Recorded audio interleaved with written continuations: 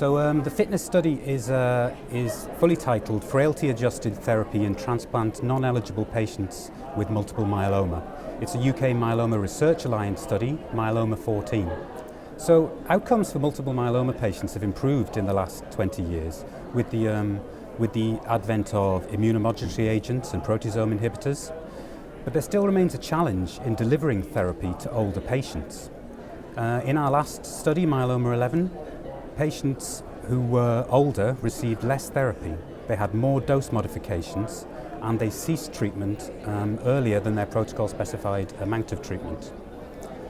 But calendar age isn't the only element which affects the amount of therapy which you can deliver to a patient.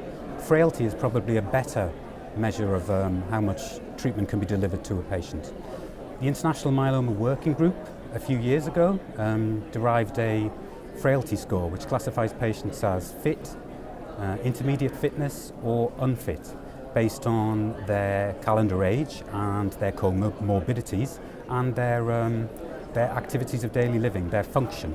So you can have an older patient who is still very active, has very few comorbidities, and they can tolerate treatment well, whereas a younger patient who's unfit perhaps cannot tolerate treatment so well. So we decided in the UK Myeloma Research Alliance to design a study for older patients where, rather than give everybody the same treatment up front, we would use this International Myeloma Working Group frailty score to tailor the treatment specifically to patients. So in that we'll give the fit patients the standard dose and then the unfit and frailer patients reduced doses at the beginning. The hypothesis being that if you start patients off on a lower dose, they're better to tolerate it and you'll be able to deliver a larger total dose over a period of time. We'll be comparing that in a randomized control trial against standard reactive dosing. At the same time, every few cycles of treatment, we'll be reassessing patients' frailty to see if they are becoming less frail and could potentially escalate their treatment or becoming more frail and de-escalate it.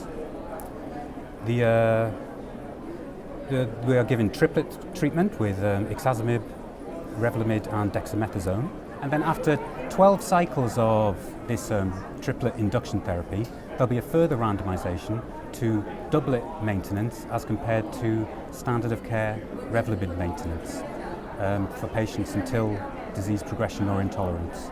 So this study has been in setup for the last year and it's due to open in the first quarter of 2020. We expect and hope our first patient in January 2020. We expect to open at around 70 NHS hospitals in the UK, following on from our great success of recruitment in our previous study, Myeloma 11. So we would hope that in the future, this frailty score or another would be used routinely in the clinic. The IMWG frailty score is slightly cumbersome. You need to complete 3 questionnaires for the patient.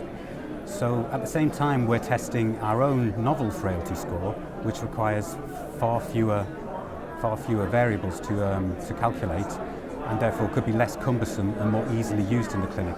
But in the future, we expect that frailty assessment will be in common use in the clinic, not just in clinical trials, but in standard practice also.